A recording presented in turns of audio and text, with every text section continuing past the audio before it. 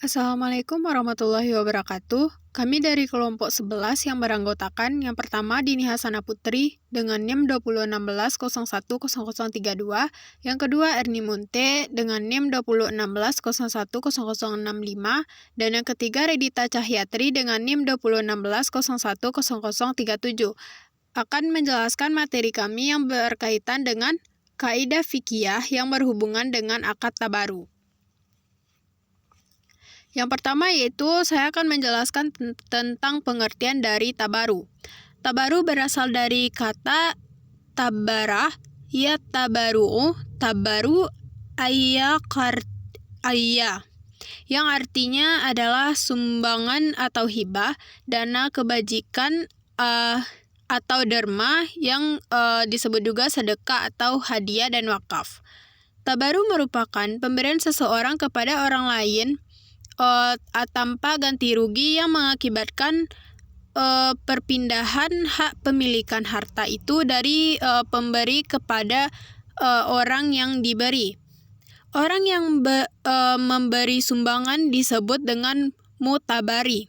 Mutabari biasa saja seseorang atau suatu lembaga sosial atau lembaga keuangan seperti perbankan, asuransi, dan lain sebagainya.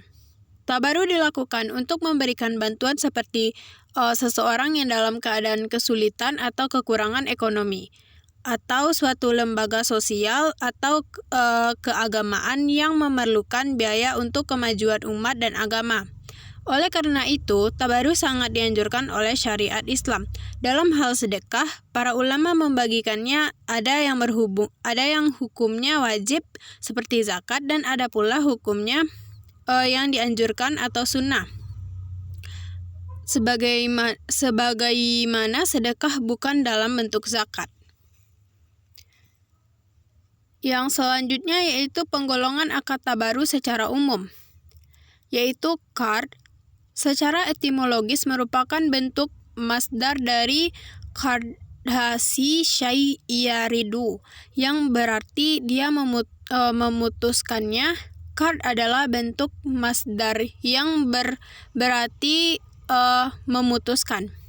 Dikatakan qarad duwashi syaibil mikrad, atau memutus suatu dengan gunting.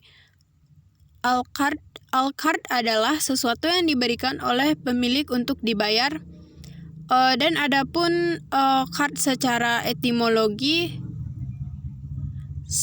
etimologis yaitu adalah memberikan harta kepada orang yang akan memanfaatkannya dan mengembalikan gantinya di kemudian hari. Menurut kompilasi hukum ekonomi syariah, qard adalah penyediaan dana atau tagihan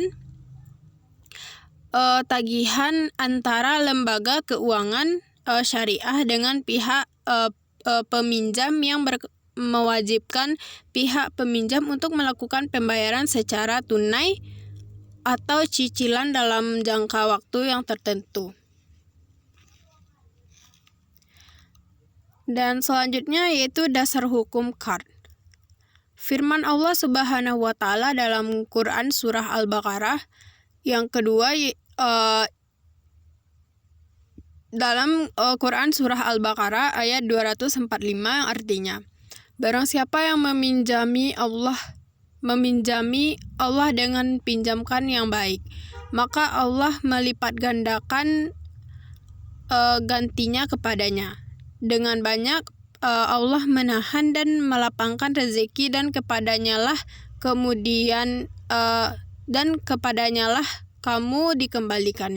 dikembalikan. Yang kedua yaitu berdasarkan ijma, bahwasannya semua kaum muslim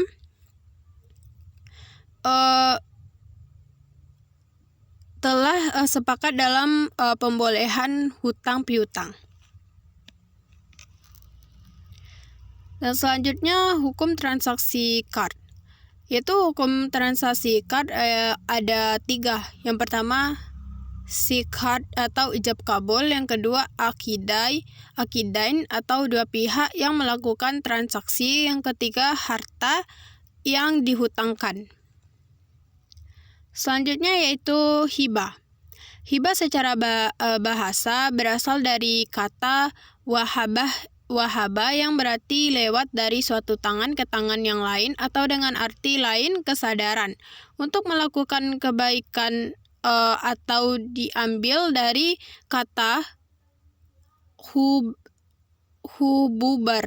hububarih atau angin berhembus. Dikatakan dalam kitab Al-Fatih diartikan dengan makna yang lebih umum berupa ibrah atau membebaskan hutang goreng, yaitu menghibahkan hutang orang lain, dan sedekah yaitu menghibahkan sesuatu yang wajib diberikan. Dan dasar hukum hibah yaitu yang pertama dalil Al-Qur'an surah An-Nisa ayat 4 yang artinya, dan berikanlah mas kawin atau mahar kepada perempuan yang kamu nikahi sebagai pemberian yang penuh kerelaan. Yang kedua yaitu dalil dari hadis Rasulullah SAW adalah dari Abi Hurairah,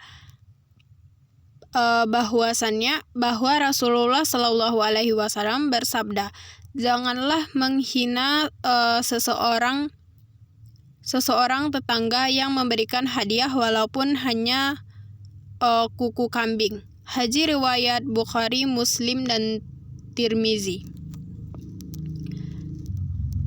Dan selanjutnya yaitu rukun dari hibah. Yang pertama, pihak penghibah disyaratkan. Yang pertama, penghibah harus sebagai pemilik sempurna atas benda yang dihibahkan. Yang kedua, penghibah harus seseorang yang cakap serta sempurna, yaitu balik dan berakal. Yang ketiga, penghibah hendaklah melakukan perbuatan atas dasar kemauan sendiri dengan penuh kerelaan dan bukan dalam keadaan terpaksa. Yang kedua yaitu pihak penerima hibah. Pihak penerima hibah disyaratkan sudah wujud dalam sesungguhnya yang ketika akan dilaksanakannya hibah. Yang ketiga, objek yang dijadikan hibah, yaitu syarat dari objek yang dijadikan hibah yaitu yang pertama, benda yang dihibahkan harus memiliki sempurna atau memilih dari sempurna dari penghibah. Yang kedua yaitu benda yang dihibahkan sudah ada dalam arti sesungguhnya saat pelaksanaan akad. Yang ketiga, objek yang dihibahkan merupakan suatu yang dibolehkan untuk dimiliki dalam agama. Yang keempat, harta yang dihibahkan harus telah terpisah secara jelas dari harta penghibah.